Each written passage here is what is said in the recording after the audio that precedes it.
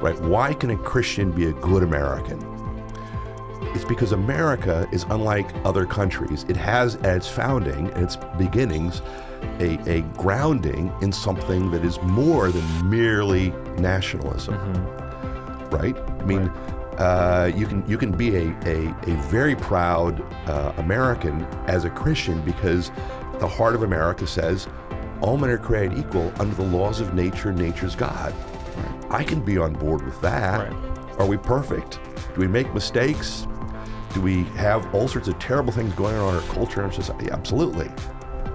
But the idea of it, the thing, that in its perfect form, right? I can embrace that.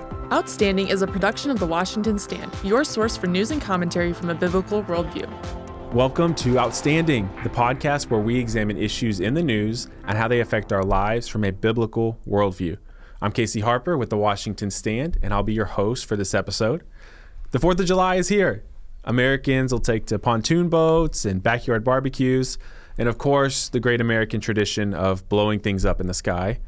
Actually, the Chinese invented that, but we have appropriated it and mass-produced it with great American efficiency, and I'm very proud of that, actually. But what are we celebrating on the 4th of July? Our nation, of course. The Declaration of Independence, yes. But what does the Declaration actually say? These days, politicians on both sides claim the Founding Fathers would have been on their side. Or some even say the Founders' opinions don't matter. Thankfully, I have here in the studio Dr. Matthew Spalding, my former professor, who did not flunk me. I did not get an A, though. He's the Kirby Professor in Constitutional Government at Hillsdale College, my alma mater, and the Dean of the Van Andel Graduate School of Government at Hillsdale's College, their campus here in D.C., where they have, people attending in really all levels of government, actually, getting an education. And he's also the best-selling author of We Still Hold These Truths, Rediscovering Our Principles, Reclaiming Our Future. And he's actually working on another book about the Declaration we'll talk about later. But he's here to help guide us on this journey of understanding the Declaration, the founders, what it means for us. And I'm very excited about it. Thanks for joining us, Dr. Great Spalding. to be with you. Thanks for having me. Absolutely. Wonderful to see you. Yes, how are you? It's very hot today. It is. You made it. But I'm here. You traversed the happy to be here. It's been a while. My friends with EdFRC. That's great. Well, we're glad to have you. I think here's why I have you. I want to ask you this question. The Declaration of Independence, you're now an expert. You've written a book. You're writing a book. This is just an old document, right? Written by some old, some might say some old dead white guys. Many revere it. Others have come to smear it. Is the Declaration of Independence still relevant in the modern age? That's a great question. When I years ago, probably when I was a student and went to the National Archives. For those of you that've been there, or the rotunda of the archives, you see the actual signed copy of the Declaration, which at this point is a faded document. You can hardly read it anymore. It's an old faded document in a glass case, and you got to ask yourself, does it matter? And it does, but it doesn't necessarily for the same reason we might sometimes think. That sometimes we're a little too over-academic, and we emphasize it as a document. Think of it more as a representation of what America is. Wow. The phrase I always like to use is a phrase from Jefferson, which will be used in my book. Right. He called it an expression of the American mind.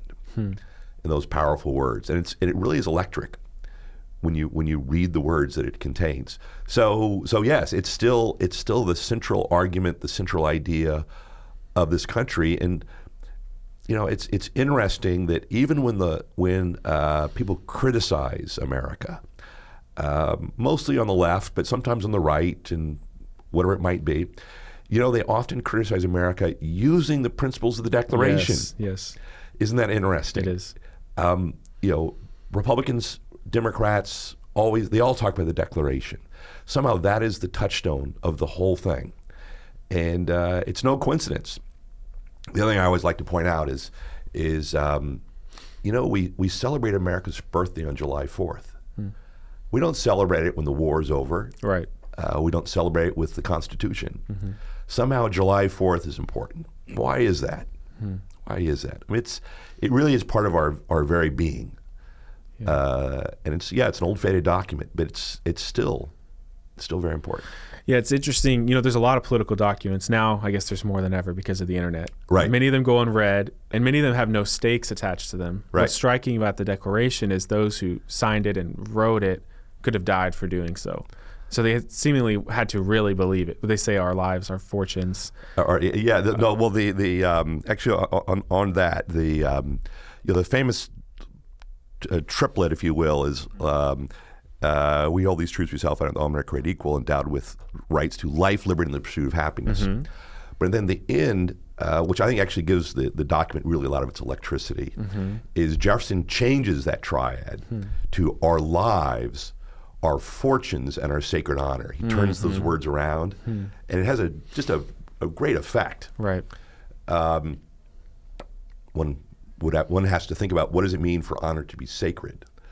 There are lots of things like that. Things are sacred. How about that? Yes. Can things be sacred? But on your point about the signers, so the document is passed on July 4th after they debate it. They actually voted for independence on July 2nd. On July 4th, they passed the document.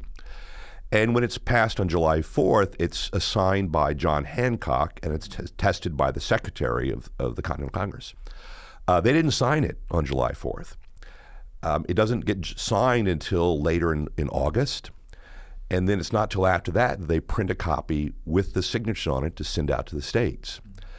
They knew they were going to war, which meant that all of them would be signing their death warrants. And most of them, and this is, I have a chapter on this, it's just a fascinating question. Of these signers, there are 52 signers, the vast majority are going into the army, or they serve as governors, or they're engaged in this. The British target their homes, they burn their houses down. There's one famous case of a signer in New York where his home is shot at by ships in Long Island Sound, by cannons. A troop of mounted cavalry surround the home, and his wife is still there and refuses to give up. What a woman. She's captured. Oh, wow. She's captured and imprisoned by the British for a year, until Washington captures somebody else on the British side to force a trade. So there's these great stories about these are, you got to think about real life human beings signing this document. What did it mean at the time? It meant they were picking a fight with the most powerful country in the world, in world history. Yeah. And here they were making this commitment and just kind of spitting in George III's eye. Well, yeah, and a lot of people have declared war, but they have an institution behind them. They're often if you're declaring war, you're usually the more powerful country. In this case, it was the reverse. I mean, Right. Britain was the empire of the world, and this little group of colonies. And these also were not established really necessarily all presidents or leaders. It's easy in retrospect to think that America already existed as we Right. understand it, or even as it existed during the war. But at that point, it did not have that. I don't know if you remember this or not from as a student, but I mean, one of the things I remember everything. pummel my students with is, and this is what I encourage people when they're teaching your children or classes, whatever it might be. Students have hindsight. Mm-hmm. So they might not know the details. And a lot of times today they don't know details. But having said that, they generally know what happened. They won the war. Right. They wrote a constitution, and here 250 years later, we've got a country. If you really want to teach history and bring it alive, you've got to capture the moment, which is they didn't think they were going to win. Mm-hmm. Indeed, the odds were very high they were going to lose. And the odds were extremely high they were going to lose rapidly, and they were all going to be hung. Mm. I mean, that was the facts on the ground. The Declaration of Independence is being written. As it's being written, Washington, who's already the general, he's already in New York with his army, he's sending intelligence back to them in Philadelphia. So as they're writing and debating independence, he's reporting on the movements of British ships. British ships are spotted off of New York Harbor. British ships have come into New York Harbor. British ships are landing troops on Long Island. So war is imminent when they issue the Declaration. Wow. So a modern analog would be something like, 50 years from now, students will read about the Trump administration And they'll say, well, of course, Trump was president. But for us who lived through it, we remember early 2016 when there was no way Trump was going to be president. No, that's right. And he did become president. And you've got to recapture. This is true for everything. The Gettysburg Civil War, what it might be. How do you recapture that? And so when you think of something like the Declaration, you've got to read it. So we read it and we've heard it a million times. You've seen it used in used cars ads where it's constantly quoted. But you got to read it. Sit down and read it as if you had never read it before, and the world is collapsing around you. You're about to be invaded. Your young son is going off to war in the militia. You don't know what's going to happen. The economy is collapsing. The dollar is worthless. Now read it. And what are they saying? So in the middle of all that, Lincoln's got this great line he uses that in the middle of this merely revolutionary document, which is it's kind of an amazing aside. Mere Christianity. In this merely revolutionary document, Jefferson puts in that document an abstract truth applicable to all men in all times. That's the electricity of that document, is that in the middle of the things are going, just imagine everything is collapsing. You're about to be destroyed. And yet, what do they say? We hold these truths to be self-evident, that all men are created equal. That's dynamite. In the middle of all that, they have the audacity to step back and declare, no, there is truth. There's truth that's self-evident, and there's truth that's self-evident grounded on the laws of nature and nature's God, meaning on a divine understanding of the universe. Right. That is a radical thing that today we don't even think of when we see these things. Yeah, and it's interesting that you mentioned we're talking about the heroism of the founders, but what's really popular and common today is to separate out the founders from the document, because people love the Declaration, but there's sort of a very critical reading of history that basically seeks to discredit the founders, Jefferson, largely because of slavery, but other views they may have held that are not popular or even very unpopular today. How do you think about these things as someone who loves America, loves the Declaration, believes even maybe that, as you hinted at, that America has some kind of divine purpose in the world and maybe a commission that is sort of inherent in the Declaration. But then we have these sort of darker sides to things, which actually, if you think about the scripture, is very common in great heroes of the faith. Right. I mean, David is a great hero of the Jewish people and the Christian faith, but he has his own issues, but it doesn't seem to stop him He has his own from issues, being. exactly. Yeah, that's one way to put it. So how do we think about that? A lot of people have a lot of issues in the Bible. They do. They do. Look, the world in which we exist, in which our children are going to school and colleges and whatnot, we tend to see things in absolutes and extremes, which is to say that, and these all then become criticisms of something like the founders in the Declaration. Either the world it has to be perfect, and they owned slaves, so therefore they were evil and barbaric and it's terrible. Or, and that leads them to some, a criticism. On the other hand, look, the world, I don't care about any ideals, it's all rough and tumble. They're talking about all this mumbo jumbo stuff that's nonsense, this philosophical, yada, yada, yada. I don't care about that. I don't like them either. But what's going on in the Declaration is this world in which they find themselves, which is really it's kind of in many ways the last vestiges of almost a classical and medieval world. It's not quite completely modern, but there's some modern elements to it, right? They believed in religious toleration, religious liberty, for instance, limited government. But because of that, they're combining these worlds in a way. Is that the Enlightenment and the medieval world? Exactly. You've got a little classical. Exactly. And so you've got to see it that way. So, you're seeing a lot of the whole classical natural law tradition coming out of, say, an Aristotle and a Cicero, which goes through British constitutionalism. But you're overwhelmingly seeing the power of the whole Christian movement, the whole Christian tradition, the Judeo-Christian tradition coming from the Hebraic world to the Christian world, affecting that. And then, of course, they're affected by the English Civil Wars and what's going on there. So Locke and Algernon Sidney are important, but it's the mixing of these things which is crucial. Today we have this sense that, well, slavery was bad, therefore it's all bad in the past, as opposed to understanding that no, these were men and women who understood what was going on, but they were focused on the world they were in. This notion that you work from the place in which you've been placed. They couldn't get rid of slavery immediately, but they understood it was wrong. They didn't like that they had slavery, but it was a fact on the ground. They tried to put a clause into the Declaration against the slave trade. Really? I did not know that. Two colonies said, I'm not going to vote for it if you put it in there. Only two? Yes, but enough that means sure, it was not going to be unanimous. That's a huge fact. That the Continental Congress had just a few weeks ago voted against the slave trade. Right? So there are all sorts of evidences that this is a churning debate.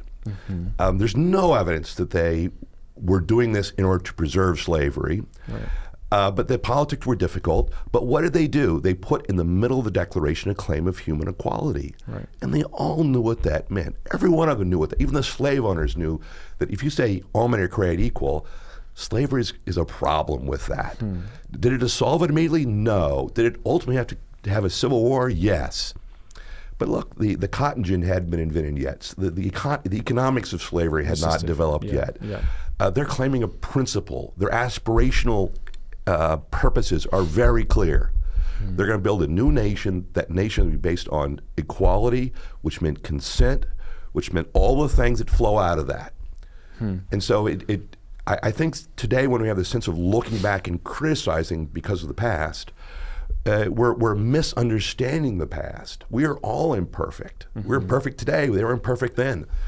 But in the midst of their imperfect world and their imperfect selves, how do they operate? What are their purposes? What are their intentions? Where are they going? And if you look at it that way, the Declaration, again, is just a radical, meaning the word radical means going to the root, right? It means going back to the first principle. They were radical in the sense they went back, they rejected monarchy. We don't like George III. That's a big deal. They rejected the European traditions, which tended to be aristocratic and monarchical and all those things. We're going to go a different way. We think all men are created equal. Well, that's kind of Lockean, right? The Enlightenment. But what we overlook is it's Lockean, but even more so, what is it? Imago Dei? It's Christian. I mean, human equality grows out of the Bible. Right? We are all created equally in the image of God. And that was a dominant view. So you got to look at it that way. And there's so much baggage we have now when we look at it. I think we miss the forest for the trees. Wow. So there's so much in that. I think it's fascinating. The Continental Congress voted against slavery, that only 2 colonies would have not joined. I think people, and then also your point that the slavery of that time, while of course atrocious and was what it was not the same massive industry that we think of when we think of the antebellum South. That's right. That had not happened yet. Right. But think of who's our great anti-slavery hero, not the American. William Wilberforce? Wilberforce. What was William Wilberforce against? The slave trade. The slave trade. The slave trade, that was the most barbaric thing. Right. And a Christian, strong Methodist guy. But I mean, that message was having an effect, right? The Continental Congress, he's early 18th. Is the beginnings of the abolitionist movement is an anti-slave trade movement. Right. And you're already seeing that play out in the Continental Congress. Okay. So they're, it's the seeds are there. The seeds are there. All men are created equal is a kind of poison pill planted in the Declaration. Exactly. And that's exactly how Lincoln read it. But the other thing that's amazing, that's exactly how Frederick Douglass read it. Frederick Douglass, a former slave, he originally thinks the Constitution, it's a slavery document. I don't like the slavery document because he was following the abolitionist interpretation. But what did he do? He read, and he discovered that no, actually the Constitution is a freedom document if you understand it in light of the Declaration. Right. And the Declaration is the ring bolt. Why? Because of human equality. And he read it exactly the way Lincoln read it, which I think is the way they read it themselves, which is, we're not going to we can't get rid of slavery right now. We got to found a nation first. And then we got to win a war against the most powerful nation in the world. But setting that aside, we don't like slavery. We'd like to see it go away. We think it actually is going away because it's not going to survive. The economics are not good. It's using up the soil. It's not, right? So we'll do this now and we'll let it play out. That's a defendable position. It's an imperfect position to be in, but it's defendable. Yeah. Well, we see everything through a moral lens, but they're seeing it through a political, like the way we might think about the issue of abortion or something. Like, we might be opposed to it, but we have to work within a lot of political realities and legislation, and we want to, in the world in which we are human beings in an actual reality, that's how we have to think about things. And we do the best we can. We advance the truth wherever and however we can. But, a lot of times if you take the perfect can be the enemy of the good. Yeah. And any one individual can't stop slavery. Right. So if you put yourself in the position of any individual founding father, they're doing the best they can. And if they were king, which they're against, then maybe they would get rid of it. Right. But they have to have a nationwide groundswell of that's right. desire, there's got to be a movement. Or it's not going to ever happen. I will say that just for the record here, I mean, sure. Jefferson had his opinions about slavery were very good. He was opposed to the slave trade. He introduces legislation in Virginia to get rid of the slave trade. There's all sorts of things. But he also owned slaves. He owned a large number of slaves. Right. He never got rid of his slaves. Right. So even on his death, it was Washington famously freed his slaves on his death. The better example is Washington. So Washington, he inherits some slaves from his father. He gets the largest number of slaves he gets is from his marriage to Martha Custis, and he realizes pretty quickly, and in the context of what? The American Revolution. We're opposing slavery because of the king. And if we oppose that slavery, we should also be opposed of how we treat these black human beings. Right. And he realizes this. What does he do? Well, he does a number of things. First of all, he starts changing his crops to be based on crops that are less dependent upon slaves. He tries to bring in British or European workers to work his land, so he doesn't depend on slavery. He allows his slaves to intermarry and to keep their religion. I mean, so he's quote unquote humane, which really isn't humane to be slave at all. But still, we have to look at the facts. But then, what does he ultimately do? He frees his slaves when his wife dies, because they're mostly in her estate. Gotcha. So he can't free them all immediately. Although he frees his personal slaves, the ones that were with him and were, he frees them immediately. So is that a perfect story? No. Is it a great story? It is. Yeah. Because these are human beings who come to see something. Right. And that strikes me as a valuable story that we don't tell. Well, yeah, this seems like we are really harsh on the things we disagree with, and even when we're right to disagree with something like slavery, without putting ourselves in a human position, and then we're quick to dismiss the best things. That's right. So I believe you teach history, warts and all. Yeah. The problem is today, all we do is teach the warts. Right, exactly. And you miss the bigger thing. So teach the warts, don't hide it, don't put it under the carpet, be very out front about it. But that should not prevent us from seeing the glorious part, which is truly noble and great, which was what the Declaration actually does say. What does it lay out? What's the grounding of the Declaration? I mean, I think the Declaration has been misunderstood as I think it's been overly interpreted as kind of a lock-in, narrow rights document. Right. I think there's a much more of a theological ground to it, and it's much more philosophically grounded. Cicero was a large influence on the founders, which, even though he's pagan, introduces a certain philosophical Aristotelian tradition, which is very powerful and very, very compatible with Christianity. And when we look at it that way, it's just an overwhelmingly important document in Western civilization. Yeah. And so, that part is what we have to teach and come to rediscover, in my opinion. Yeah, I want to ask you about Cicero's influence on the Declaration and the duties in particular that I think are listed there. And I want to ask you about this idea of Hebraic and Christian influence in the Declaration. It seems, but first, then the first thing though is that I want to kind of close out this conversation that we're having is it seems that those who teach only the warts of American history, they have a problem because on one hand, they teach that we're basically evil to the core. I mean, I'm not overstating it when they say America is fundamentally evil endeavor, that slavery is like the defining feature of American history and society. The 1619 Project is redefining. It's not about the Declaration. It's about the first slaves that came here. But the problem is that when you look around the world today, we're free, we're prosperous, we're basically like spearheaded this democratic republic. American experiment worked.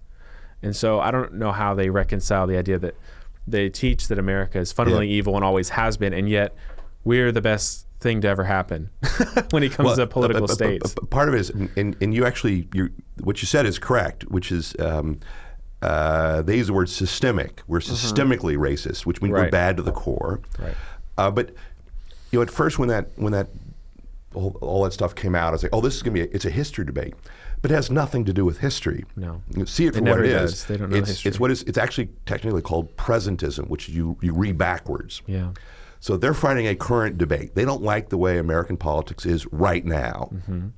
And so as a result, they read back into history and find and make an argument to get them to where they want to get to. So it's a very problematic way of looking at history. I'm not saying American history is perfect. It has a lot of flaws. It has more flaws as it goes, right? I mean, how we treated the Indians, for instance. There's a lot of messiness to it. But because they're fighting a current battle looking backwards, it gives them blinders.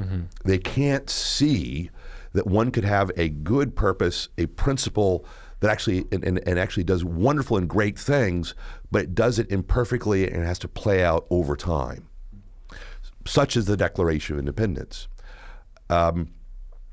So they don't account for any of that. So I just think it's a flawed way of looking at all this. It's a very flawed way of teaching it, because what are you teaching students? You're saying this is a bad country. Yeah. And I think it could just completely undermine. First of all, it's bad history, but it completely undermines any attachment one naturally has to your home. It's one thing to say it's imperfect. That's fine. We are all imperfect, and we should teach that. But I mean, to teach that there's nothing there that's redeemable. And I don't like that on top of everything else. It's very un-Christian.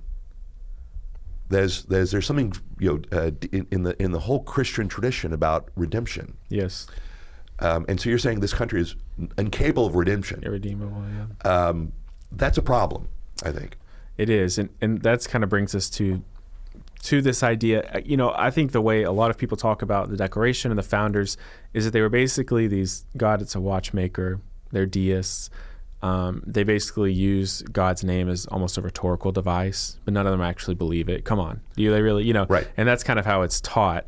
And that, God, what they meant by God is very different than what evangelicals or anyone else today means by God. And so you can't read your faith into them. So the way I read it is you have kind of two different polar positions, if you will. One you've defined, which is the deistic. It's kind of like a science. Yes. Is it really our God? Right. And at best, God is reason and rationalism and kind of maybe created the world, but is the watchmaker and is nowhere to be found. There are a few founders who are in that camp. Franklin gets pretty close to that. Right. Thomas Paine really goes there. But that doesn't even describe Jefferson, in my opinion, even though Jefferson is problematic, shall we say. He doesn't believe Christ. Famously cuts up the Bible. And he doesn't believe, he's not convinced of Christ's divinity. He thinks he was a great teacher. But still, there was a certain kind of sense of a theism, even of Jefferson. Now, at the other extreme, I will also point out, especially in this conversation, the Declaration is not purely biblical in the sense that it's not the New Testament. It's not Christian in a formal way. So we don't want to overstate it. And there's no citations like an evangelical we might don't want to overstate for a sermon. it either. Yeah. We want to have an honest, what do we see there? Well, one thing is you got to follow the references to God through the document. The first reference is to the laws of nature, nature's God.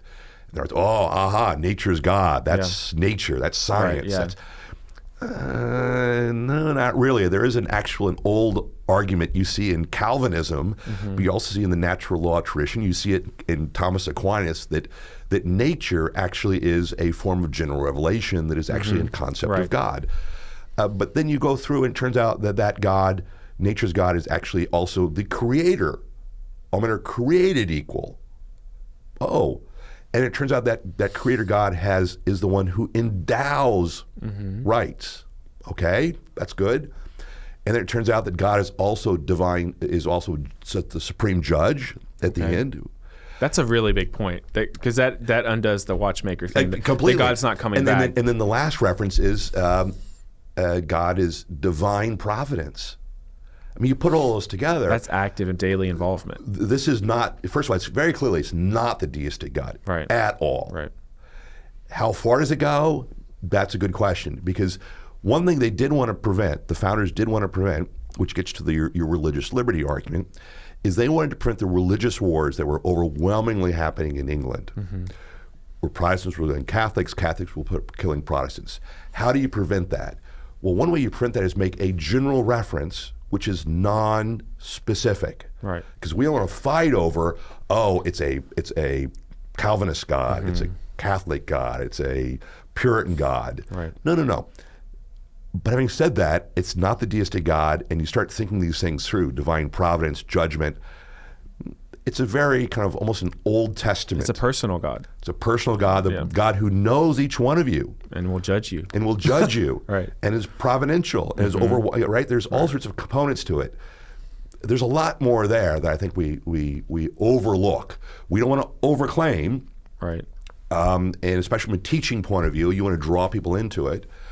But it's, it gets pretty close to being, this is, the God of, Jacob and Isaac and Abraham. There is a biblical sense to it, but it's not a full, it's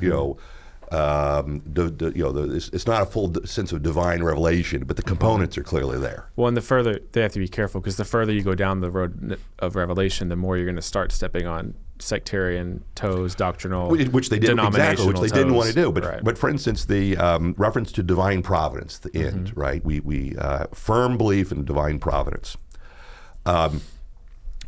We have no evidence of this because we don't have a lot of the records, but I'm convinced the motion, a day of prayer had been called about 6 months earlier or so by a representative from New Jersey.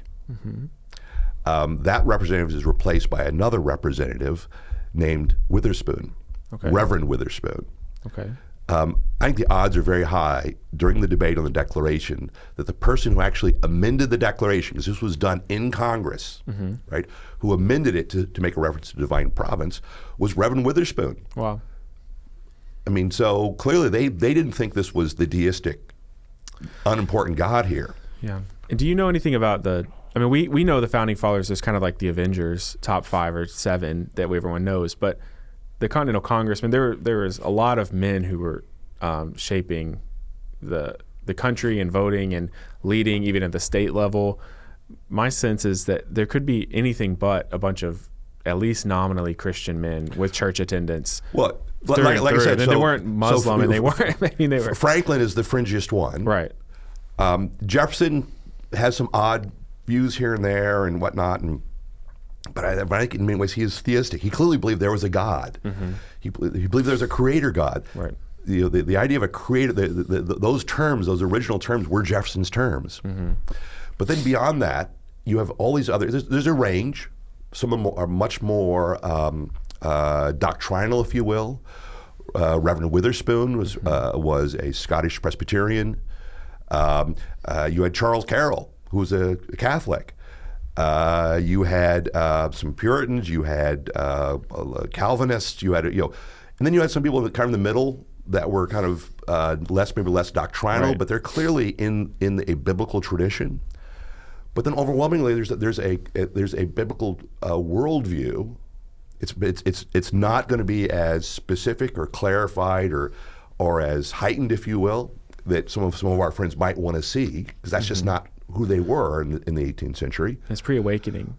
No, it's after the first Great Awakening. After the first, but before the second. So it's clearly been shaped by that, and that is an important component. Right. And they make reference to some of the great famous sermons of the day. So it's clearly shaped by that. So again, it's clearly not the deistic worldview that we are kind of taught as. Of course, they didn't believe any of this stuff, but we overstate it when we say that it's, New Testament, biblical revelation. Right. they're thinking about it and they're navigating this, partially because they want to avoid the problems, but they clearly want to give it a theological grounding that's not merely political. Right. I mean, look, the laws of nature and nature's God is clearly a tipping the hat to what? The whole tradition of reason and revelation. And that's where that's Aristotle, Cicero on the one hand, but also the whole Christian tradition. Hooker, Richard Hooker, the Anglican divine, very important figure.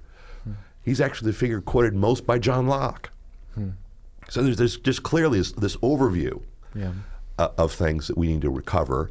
And if you read it that way now, things take on slightly different meanings. So now, coming back to our earlier point, what does it mean when you, at the end, we pledge to each other, right? It's an oath. We pledge to each other with a firm reliance on divine providence, our lives, our fortunes, so our very life, our fortunes, which means our homes, our families, our everything, and our sacred honor. Right? When adding that word sacred is just, I mean, that's just electric. And finishing there, Right, boom. That's the mic drop. The mic drop. Do you think that, maybe I'm reading too much into here, referencing Cicero, what I know Cicero for is on duties. And the emphasis, and I think it's one of the main things we've lost in modern American politics, and I think this comes to a misreading maybe of the Declaration, but an overemphasis on rights. There's so much said about rights, and whole movements built on rights, but you hear almost nothing about responsibilities. Do you think that that there's the three rights at the beginning, life, liberty, and pursuit of happiness, and then there's the three duties at the end? Do you see it that way? Or am I just kind of like plastering something on? I think there's something to do to that. Although I would point out that the rights at the beginning, what are they? We have a right to life, liberty, and the pursuit of happiness. Okay, so that's actually an interesting choice of the why those three. And when you think about it, they're kind of, those three things are ones that is a human life, right? Life. Nature actually comes from the word nativity, the beginning, one's life. Liberty is what you do over the course of your life, what man naturally does, and the pursuit of happiness. Now that's the most interesting one, because note, and actually C.S. Lewis's final essay he wrote before he died was on this point. We don't have a right to happiness. We don't have a right to pursue it. Right. Now the difference is today we think happiness, that means I can do what makes me feel good, right? Be happy. Yeah. They didn't. That's not what they thought. That's not where they were. That's hedonism. not. It's not hedonism. It's not kind of a narrow secularism. It's a fullness of human flourishing, and your right to pursue it.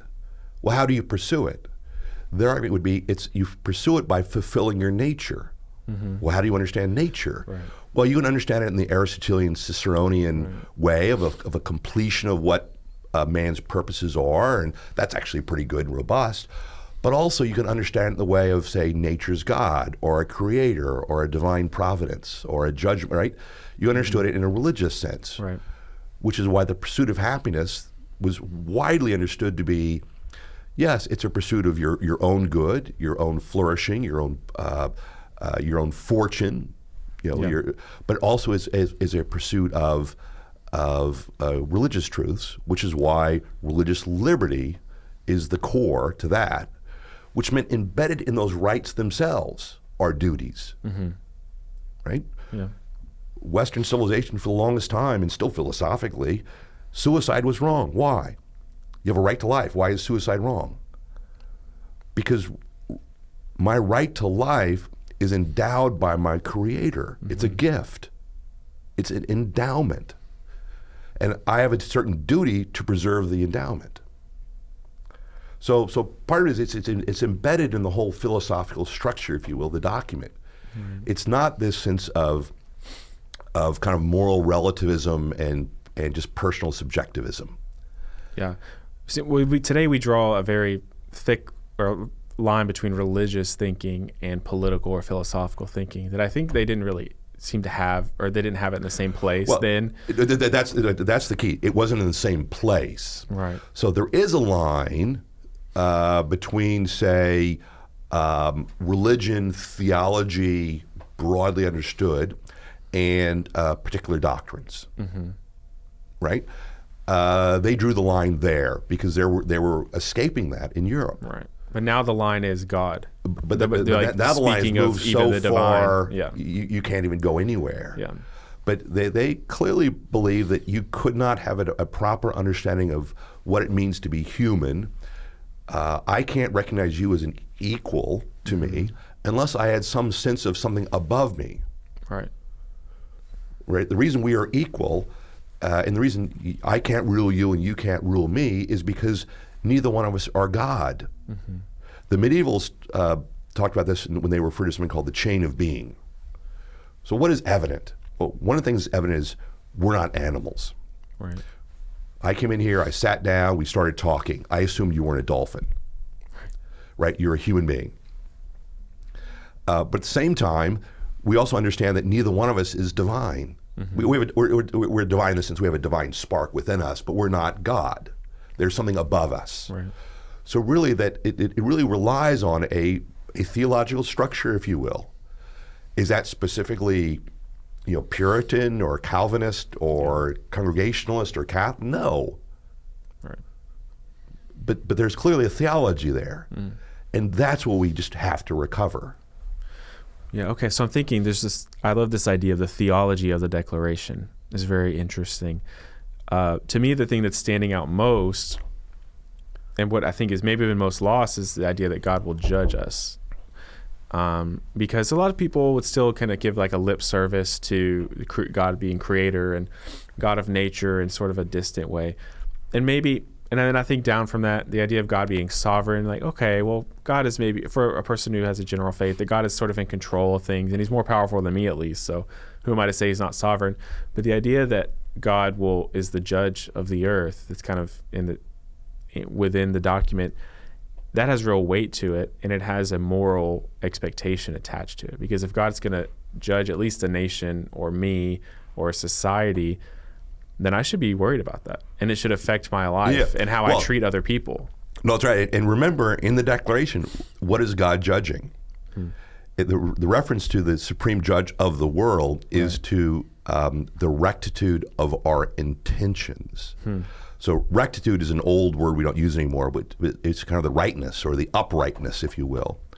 And our intentions are the intentions inside. So the nature of the heart, which is a very Christian idea, not other religions. We take that for granted, but yeah. But even if it's a human understanding, right? Which is to say that, but the implication is that this divine thing, whatever this is out there, can see inside of you and knows your intentions and knows if they're right or wrong and will be the judge of that. I mean, if that's not a theology, I don't know what is a theology. Now, does that mean that we should have a established church and we should be State Church of America? No, right. The promise. Where's the line? But I don't think we can exist and have this sense of community as a people if we don't understand the kind of this civilizational influence, which is clearly reflected in these words of Western civilization. Even if we include Aristotle and Cicero, there's a divine sense in the classics even, right? Even though it's not identified, but there's this sense of a God in the divine things as well. And it's not like the founders just discovered them. I mean, Aquinas and others have been referencing back to that for hundreds of years. It's the whole tradition. Yeah, right. And somehow we've lost that because any reference today, this goes back to all the Supreme Court decisions, we're all from, right, all that kind of stuff. But today, any reference to God, you can't do that. Well, here's a question. Can you teach the Declaration of Independence in a public schoolroom? Wow. If you want to be strict about it, you shouldn't be able to read the Declaration to public school children. Wow. Yeah. Is that what we're saying? I mean, clearly not. Right. And so the next step is, okay, so we can read that. How do we read it? What does it mean? You can't not read. I mean, you can't not read. You can't read those words and think that somehow there's no meaning to them. Right.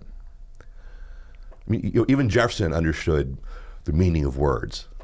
Yeah. And clearly, when they amended the document, and because they spent 2 days debating this at great length and in great detail, you're telling me that they didn't mean anything when they made references to these things.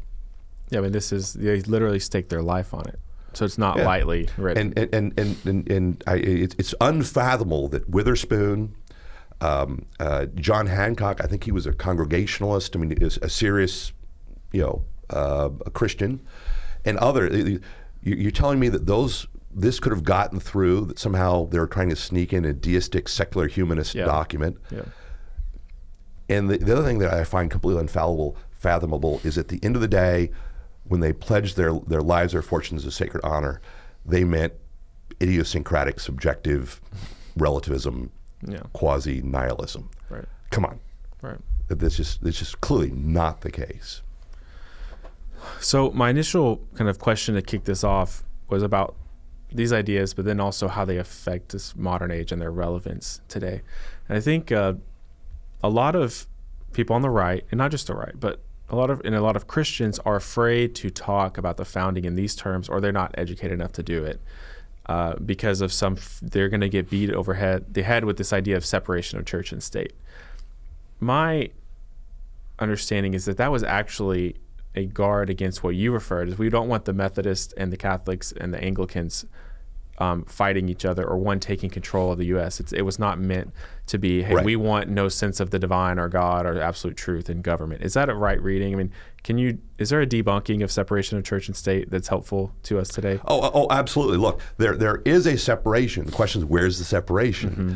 The separation was they wanted to make sure that no particular church told us how to worship, but also they wouldn't tell the government what laws to pass. Now, there are established denominations in a lot of states. I think Massachusetts had theirs till the 1830s. Right. But if you look at those, they're very general, and even in the states where they were particular, Anglican or Catholic or whatever, they tended to allow for what? Religious liberty. So that's clearly a motivation that's going on here. But it's very clear. One of the reasons I alluded to earlier, and I hope we'll come back hopefully sometime and talk about my book. I have a book coming out on the Declaration, is try to recapture this. There clearly is a deeper theological meaning to all of these things.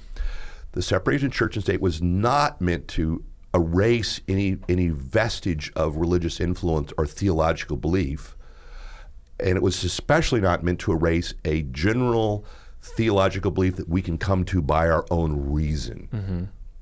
I mean, the distinction between special revelation and general revelation, right, was, general revelation is creation. How do you view creation? It's not that it's described. It is described in the Bible, but it's not because it is described in the Bible that it's general revelation. It's because we can sit here and we can just see it.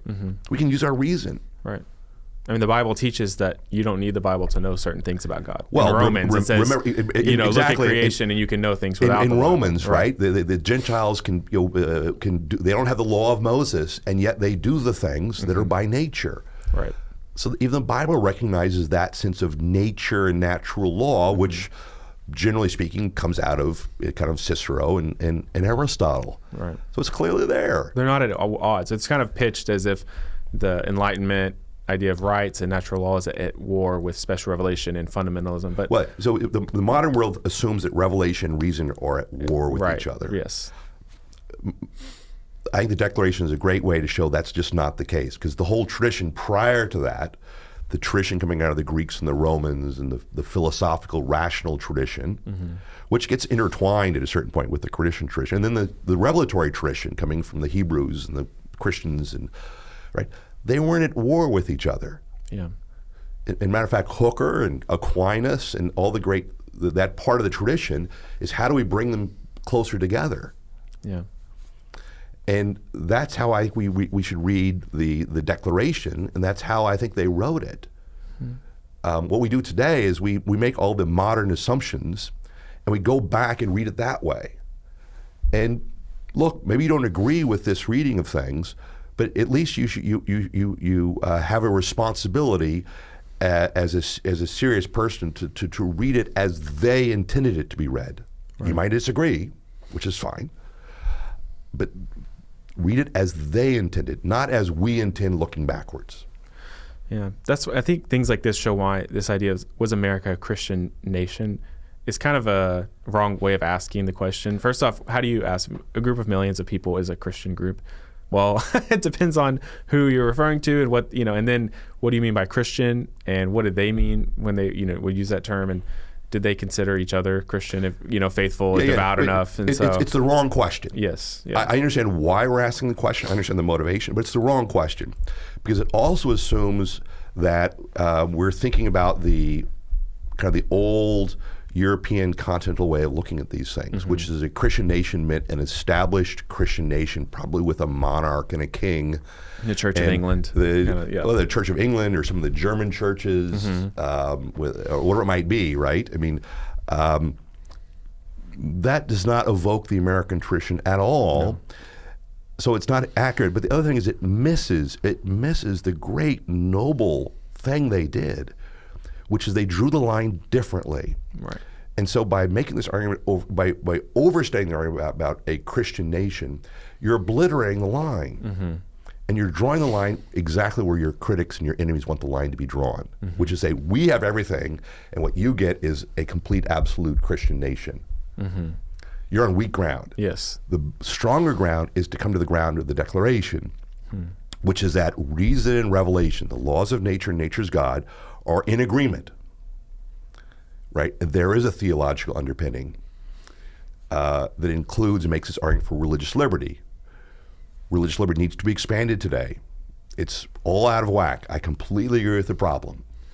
But the solution is not to actually go backwards, go back to feudalism, go back to something, pre-American. That's not the solution. The solution is actually right there in front of us. So they've created a straw man, and then we've kind of embraced the straw man in a way in our devotion. Yeah, exactly. Okay. And we're going to lose that argument because that's actually not the argument of the founders, and it's not their argument. It's not the best argument. The founders' argument themselves is the one we need to re-embrace. We just need to re-embrace their argument, not modern secularism's understanding of their argument. Okay, I think this is very compelling that the founders had a understanding of reason and revelation working together, that for the good of the nation, out of a fear of what they've seen in history, that they put some boundary limits on the role that the government would have in denominational and doctrinal disputes, but that should not at all be interpreted as some kind of jab at the Almighty or a secret hidden agenda to become some post-Enlightenment state. So we come fast forward to modern time, and while I think that's a compelling picture you laid out, and a place a lot of people, regardless of their level of religious devotion, would feel pretty comfortable landing as an American, the postmodern idea is at war not just with the revelatory side, but even the Enlightenment tradition, I think, at this point. I think you're absolutely right about that. Yeah. It's a war against reason and revelation. Yes. So another reason why I think it's better to look at it this way is think of your allies, right? At this point where we are in modernity, right? Postmodernism completely denies any truth of anything. It's absolute nihilism. Yes. At this point, the friend of the revelatory tradition, right? The ally of the Christians in this country is the Enlightenment. Yes. The Enlightenment in its original, true, traditional first form, if you will. I mean, look, Locke has problems. Locke has all sorts of things I don't like, and he can be read this way or that way. But on this side of the question, he's on our side. Right. Build your alliances. We have a coalition. Don't divide.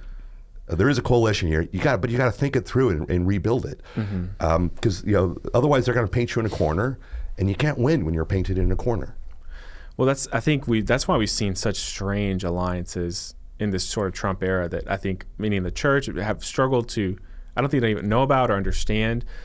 And I'm not trying to say that someone like Joe Rogan's a hero of the Enlightenment or these other sort of secular podcast guys, but I think of them as sort of just common sense, regular guys, and I think that a lot of people like them, and so they're not subscribing to some revelatory thing. They probably don't even understand the Enlightenment or what it was, but they do believe in reason in a very practical sense. No, and so they have to reject some of the ideas that's right. that are And a coming lot of these from the guys, left. but also think of the normal American out there. They don't necessarily understand it the way we do, and they don't understand it It has the same language, theologically, maybe. philosophically. But you know what? They think that thing that we're being forced to do, that's wrong. That's not it. Yeah. Why? Right? I mean, there's a in the common heart. sense. Yeah. There's a common sense here that needs to be embraced. The fact that they don't embrace it as necessarily a theological argument does not mean we're opposed to it. No. There's a lot there that we should be embracing, but you can only embrace it if you understand the relationship between reason and revelation and how they work together. And so, I think embracing this tradition, rediscovering this tradition, reteaching this tradition, and reclaiming it is the right way we should all be going. Well, so as we kind of land this plane, that's where we land is, okay, how do we do this? This is a really compelling case. It often feels like we're losing this battle, because even though in an election we can cobble together some kind of coalition of these people who maybe don't agree or think the way we do, but they hate what the left is doing, so we can get them, for a few months in an election cycle. It doesn't necessarily feel like we have a groundswell of reclaiming the way of thinking that the authors and supporters of the Declaration had. Right. I know at Hillsdale you're doing a lot of educating. Of course, at Family Research Council, there's a lot of work being done. But it often does feel like you're fighting a losing battle. Do you think we are fighting a losing battle? Do you have hope? Give us some hope. Well, look, there's at the end of the day, we know we've already won, right? That's right. The bigger question is already settled, and we can't forget that, right? The victory has already been had. But the other thing I think we need to think of this as, say, a C.S. Lewis would think of this question, right? Which is the immediate battle. We see losing battles. Winning once in a while, things are going, but that's the kind of the stuff that's going on up here. Mm-hmm. The real battle, the battle for the soul of the country, is happening at a different level. And I think we're seeing actually a lot of victories, and we're seeing more and more, because at the end of the day, I think the human being, if they're honest to what it means to be a human being, and they understand just kind of the nature of reality, which we do from a common sense point of view, you have to be taught to be an absolute moral relativist. Yes, you do. Right? You're not born that way. No. You have to be taught by going to college or whatever it might be. Which means there is something deep down in the human soul, whether you understand that it's theologically or you understand that rationally in an Aristotelian pagan sense, right? There's something about the human soul that is not that. If that's what that's what we can appeal to. And what are you seeing? I mean, homeschooling is still going very well. Classical education is taking off. Bible sales are up. I mean, there's all sorts of signs out there that there's something going on. Yeah. And I think the objective here is, don't think about the political victories here and there. There are going to be some victories. There can be some losses. I don't know. It's this other level that's more important. And what's the objective? Some sort of awakening. Right. Ultimately, I think it's got to be a religious awakening, but at least it's just some sort of moral, broadly theological, some sort of awakening about what it means to be human. And I think that's what people are looking for. Yeah. I think more and more people have been convinced and are just giving up on this crazy leftist ideology. They're clearly not that. Yeah. Have they embraced something else yet? No. Right. But what are they going to naturally do? They're going to go back to what it means to be, a human being. They're going to focus on their own lives, their families, their natural attachments, and we need to kind of draw out of that and teach in a way we've done for thousands of years. Yeah. So when they ask the question, what does it mean to be human? That's where I think the church is working really hard and making some progress. And when they ask the question, well, what does it mean to be American? That's kind of the battle the first half of this conversation was about. What does it mean to be American? That's right. And is that what you hit on in your book, would you say? No, very much so.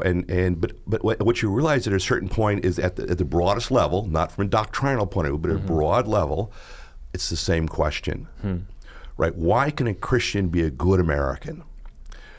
It's because America is unlike other countries. It has at its founding and its beginnings a grounding in something that is more than merely nationalism, right? I mean, you can be a very proud American as a Christian, because the heart of America says, all men are created equal under the laws of nature, nature's God. Right. I can be on board with that. Right. Are we perfect? Do we make mistakes? Do we have all sorts of terrible things going on in our culture and our society? Absolutely. But the idea of it, the thing in its perfect form, right? I can embrace that. Right. In the same way that a Witherspoon or a Charles Carroll or all these great founders embraced it. But so can the Jeffersons of the world and the Ben Franklins of the world. Let's all embrace it. There's your coalition. There's your coalition. Well, thank you, Dr. Spalding. Great seeing you, Casey. Really enjoy this conversation. I think that in some ways it feels 30,000 foot, but it hits right at home what's going on in the college classrooms and the lies that are being taught and how we answer those. And then also the American identity. And I love that you gave us hope that there are things happening, because I think that's right. This is the Outstanding Podcast, and it is pretty outstanding, if you ask me. Thanks for tuning in. You can subscribe. Please like this podcast and stay in touch with what we're doing. You can also go find the Washington Stand online to see the reporting there. Dr. Spalding, thanks so much for joining us. Great seeing you, Casey. Outstanding is a production of the Washington Stand, your source for news and commentary from a biblical worldview. This podcast is made in the USA by producer Casey Harper, production assistant Rachel Woods, technical producers David Salkeld and Yusuf Fletcher, and executive producer Jared Bridges. Help support us by texting the word outstanding to 67742 and read more at washingtonstand.com.